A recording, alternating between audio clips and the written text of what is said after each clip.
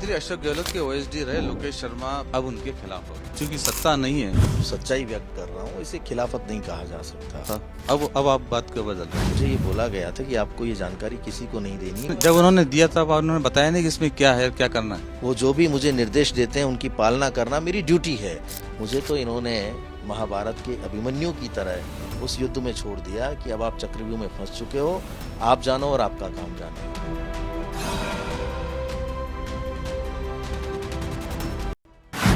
पूर्व मुख्यमंत्री अशोक गहलोत के ओएसडी रहे लोकेश शर्मा अशोक गहलोत को लेकर काफी मुखर रहे हैं। फोन टेपिंग को लेकर भी उन्होंने कई आरोप लगाए हैं, कई दावे भी उन्होंने किए हैं कि कहां से ऑडियो क्लिप आए थे, और अभी भी लगातार वो उनके खिलाफ बातें कर रहे हैं। लोकेश जी हमारे साथ थे, आज उनसे जानने की कोशिश करेंगे कि आखिर क्या बातें हैं जिसके कारण से वो इतने लंबे समय तक उनके साथ रहे मगर अब उनके खिलाफ हो गए। पहले तो सबसे पहले इस बात को क्लियर कर देना चाहता हूँ कि मैं खिलाफ किसी के नहीं हूँ। जो लोग ये कहते हैं कि मैं अशोक गहलोत जी के कुछ खिलाफ बोल रहा हूँ, तो मेरा ये मानना है कि मैं सिर्फ और सिर्फ सच्चाई व्यक्त कर रहा हूँ, इसे खिलाफत नहीं कहा जा सकता। अपनी भावना व्यक्त की कि क्या कारण रहे, क्या स्थितियां रही, किन परिस्थितियों की वजह से हम राजस्थान में अपनी सरकार को वापस नहीं लेके आ पाए, क्योंकि उस वक्त भी मुख्यमंत्री अशोक गहलोत जी की हठ धर्मिता की वजह से हम सही एक्शन नहीं ले पाए।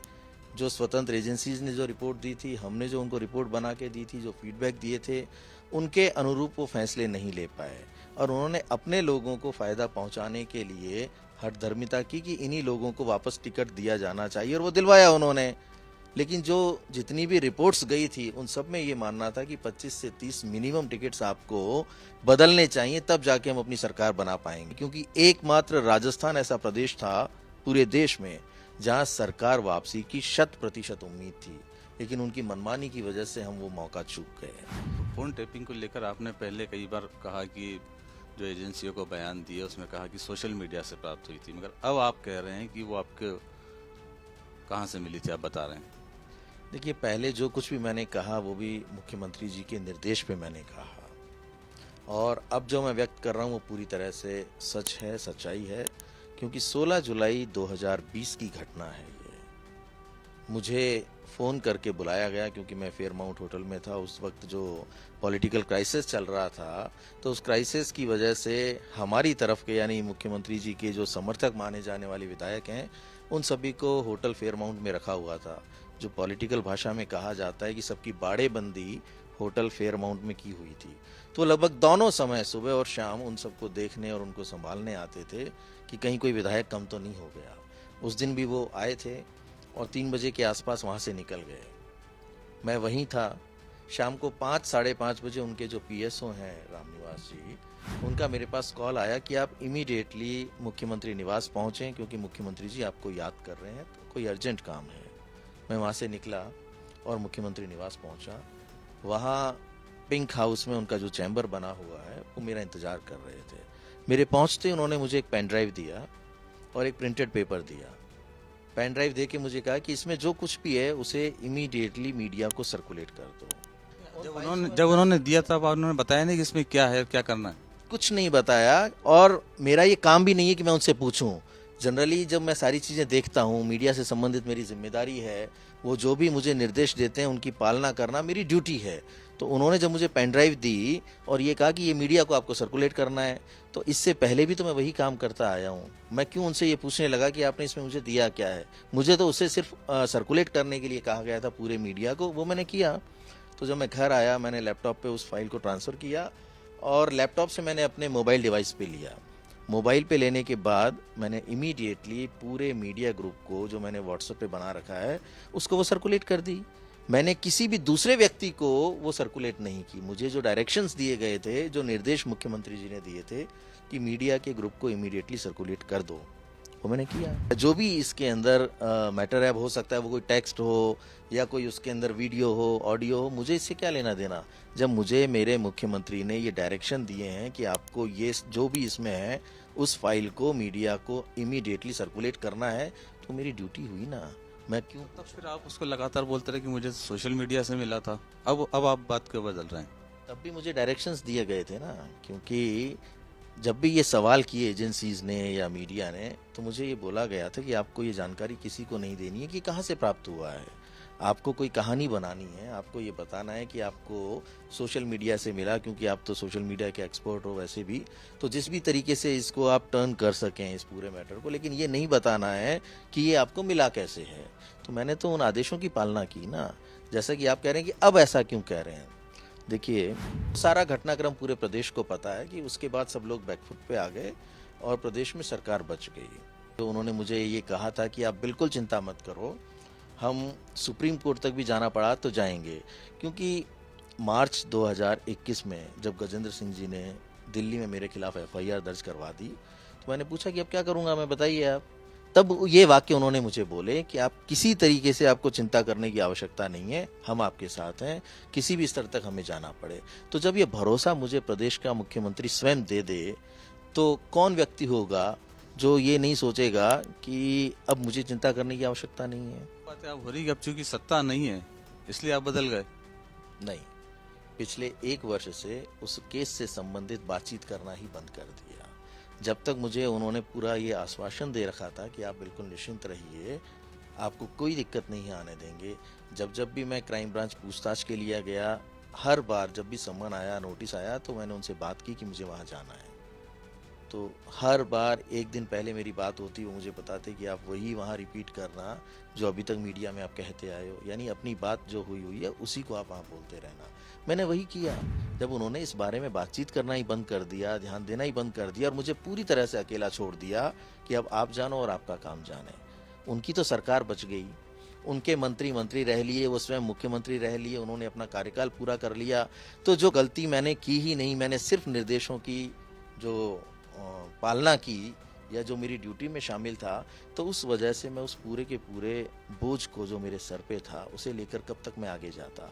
मैं और मेरे परिवार की स्थिति कभी किसी ने सोची है कि वो समय कैसा बीतता होगा पूरे परिवार का, जब आप सुबह से लेकर शाम तक क्राइम ब्रांच में पूछताछ में शामिल हो, वहाँ बैठे हो। उन्हें हमेशा ये डर लगा रहता था कि बेटा वापस घर आएगा, जयपुर आएगा भी या नहीं आएगा। तो हमने उन स्थितियों का सामना किया है और एक भी व्यक्ति सपोर्ट जो मिलना चाहिए वो तक भी नहीं प्रदान किया, क्योंकि सबकी नज़रों में ये था जब खुद मुख्यमंत्री इनके साथ हैं तो बाकी लोगों को बोलने की कुछ आवश्यकता ही नहीं है। तो इस सारी वजह से जब मैं इतना परेशान हो गया, और मुझे तो इन्होंने महाभारत के अभिमन्यु की तरह उस युद्ध में छोड़ दिया कि अब आप चक्रव्यूह में फंस चुके हो, आप जानो और आपका काम जाने। लेकिन मैं वो महाभारत का अभिमन्यु बनकर अपनी जान नहीं गंवा सकता था, क्योंकि मुझे भी राजनीति में बहुत लंबा समय हो गया। और जैसा कि इनका पिछला एक इतिहास रहा है कि ये अपने राजनीतिक प्रतिद्वंदी को या जिससे भी इनको खतरा महसूस होता है उसे किस तरीके से निपटाते हैं, अगर मेरे पास वो सारे प्रूफ नहीं होते तो क्या कोई भी व्यक्ति मेरी बात पे भरोसा कर पाता। इस तरह के प्रूफ किनको निपटाने की बात है? सचिन पायलट वाला प्रकरण भी काफी उठा इसको लेकर। नहीं, मेरे पास जो चीज़ें थी, जब उन्होंने मुझे ये डायरेक्शंस दिए कि आप उन डिवाइसेस को और उन सारे के सारे एविडेंसेस को जिनके माध्यम से आपने ये मीडिया को सर्कुलेट किया है उनको डिस्ट्रॉय कर दो, वो हमारी जो बातचीत थी वही तो मेरे पास एक प्रूफ रहा। एक एक चीज़ को उन्होंने मुझसे पूछा कि वो लैपटॉप कहाँ है, वो आप दूसरे राज्य में भेज दो, मेरे पास लेके आ जाओ, मैं आपको नया लैपटॉप दे दूंगा। वो डिवाइस जिससे आपने इसको सर्कुलेट किया था वो डिस्ट्रॉय कर दिया या नहीं कर दिया, मैंने कहा कर दिया।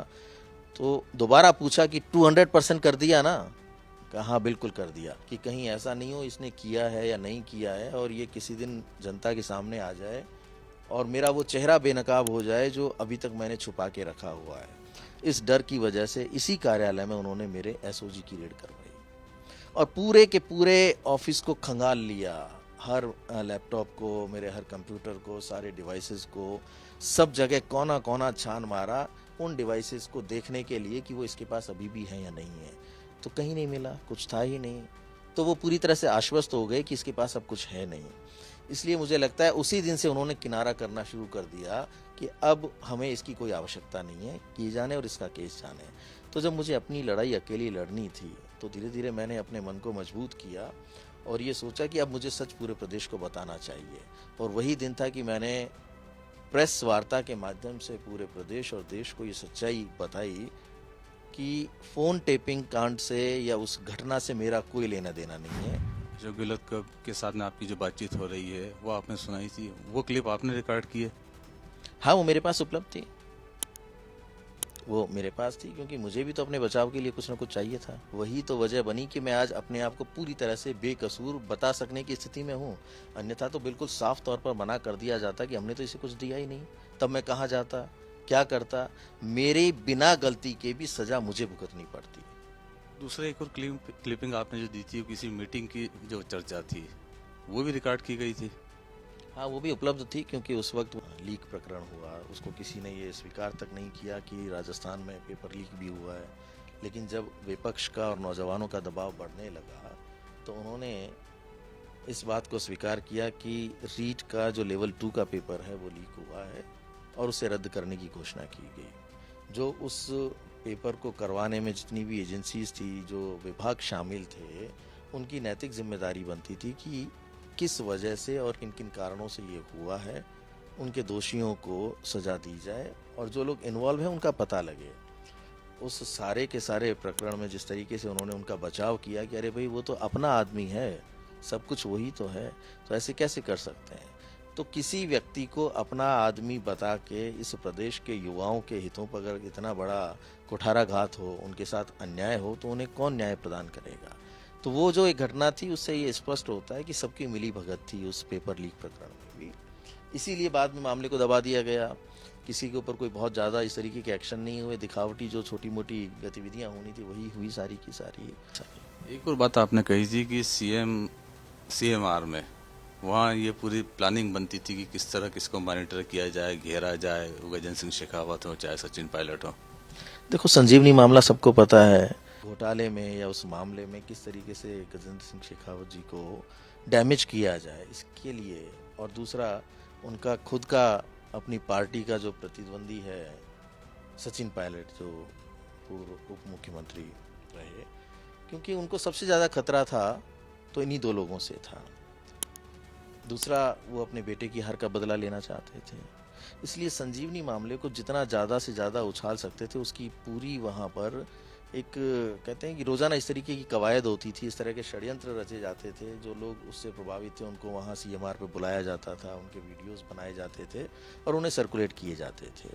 इसी तरीके से सचिन पायलट और उनके साथी जितने लोग गए थे वहाँ, उन सबके फ़ोन को सर्विलांस पे लिया हुआ था, एक एक उनकी एक्टिविटीज़ को ट्रैक किया जाता था, क्योंकि सचिन पायलट को वो फूटी आँख भी नहीं देखना चाहते थे। रोज़ शाम को ये प्लानिंग होती थी कि अब इनको कैसे डैमेज करना है, क्योंकि और तो कुछ काम करने को बचा ही नहीं था उस समय में। सिर्फ अपनी कुर्सी बचाए रखने के लिए अब मुख्यमंत्री जी ने, चाहे वो सचिन पायलट हो या गजेंद्र सिंह शेखावत हो, इनको डैमेज करने की लगातार प्लानिंग बनाई और वो अपनी प्लानिंग में सक्सेसफुल भी हुए। पूरे 5 साल पूरे किए ना उन्होंने। पहली बार जब आपने खुलासा किया तब किया जब अशोक गहलोत सत्ता से बाहर हो गए, और अभी जो अंतिम खुलासा आपने किया वो तब किया जब जालोर सीट पर वोटिंग होने वाली थी और उसके 48 घंटे पहले आपने खुलासा किया। चुनाव हो चुके थे, परिणाम आ गए थे, लेकिन वो बात इसलिए कहना आवश्यक था या इस भावना को इसलिए व्यक्त करना जरूरी था ताकि पूरे प्रदेश की जनता को और खास तौर पे कांग्रेस के वर्कर को, जो जी जान से जुटा हुआ था, उसे ये पता लगे कि किन किन लोगों की वजह से, किन खामियों की वजह से, किन कमियों की वजह से हम वापसी नहीं कर पाए। सिर्फ जालोर में वोटिंग नहीं थी ना, ये द्वितीय चरण की वोटिंग थी और 13 सीटों पे वोटिंग होनी थी। वैभव गहलोत चुनाव लड़ रहे थे ना, उनके बेटे चुनाव लड़ रहे थे, नुकसान तो नहीं होता। अकेले वैभव गहलोत की तो कोई बात नहीं थी मेरे लिए, सारी की सारी 13 सीटें थी और मैंने अगर ये टाइमिंग की बात चुनी होती तो मैं पहले चरण से पहले करता। आपने सोशल मीडिया पे पोस्ट डाला है बाड़मेर जैसलमेर लोकसभा सीट को लेकर के अशोक गहलोत को पार्टी से निकाल दिया जाना चाहिए, वो क्या मामला है? देखिए, कल दिन भर सोशल मीडिया पे इस तरीके की पोस्ट चल रही थी। वहाँ के जो स्थानीय लोग हैं, स्थानीय कांग्रेस के नेता हैं, उन लोगों ने कुछ गाड़ी के फोटोज़ और एक लेटर था निर्वाचन विभाग का, वो डाल के उन्होंने उसको वायरल किया हुआ था कि ये वो गाड़ियां हैं जिन पे रविंद्र सिंह भाटी और RLP के झंडे लगे हुए हैं। तो मैंने उस पोस्ट को कोट करते हुए लिखा कि अगर ये घटना सही है, जिस प्रकार से ये सोशल मीडिया पर चल रहा है, तो निश्चित तौर पर जो हमारे कैंपेन कमेटी के चेयरमैन रहे हैं अशोक गहलोत जी, उन्हें पार्टी से निष्कासित कर देना चाहिए। वो मेरी मांग थी और वो आज भी है। मैंने खड़गे जी को उसमें मेंशन किया, मैंने राहुल जी को उसमें मेंशन किया, प्रियंका जी को किया और जो हमारे प्रभारी हैं रंधावा जी, उनको भी मेंशन किया कि आप संज्ञान लें और इस घटना की पूरी तह तक जाएं आपका जो ऑफिस है इसमें आपके काफी जो कटआउट्स वगैरह लगे, फोटो लगे, वो अभी भी अशोक गहलोत के साथ ही लगे हुए हैं, जबकि आप उनके खिलाफ इतना बोल रहे हैं। मैंने शुरुआत में भी कहा कि मैं उनके खिलाफ नहीं बोल रहा हूँ, मैं सच्चाई व्यक्त कर रहा हूँ। 2013 का मैं आपको प्रकरण बताना चाहता हूँ कि 2013 में हम सरकार से चले गए थे।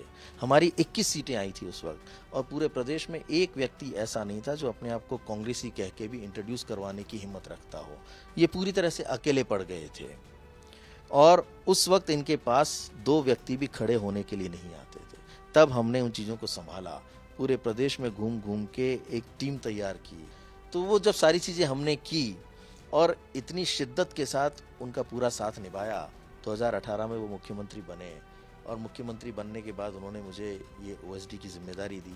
लोग तो कहते हैं कि आपने बहुत मलाई खाई, उसके बाद आप ये कह रहे हो। लोगों को ये पता नहीं है कि जब वो सत्ता में नहीं थे तो उन पूरे 5 साल उनके साथ हर जगह रहने वाला कोई व्यक्ति था तो वो लोकेश शर्मा था।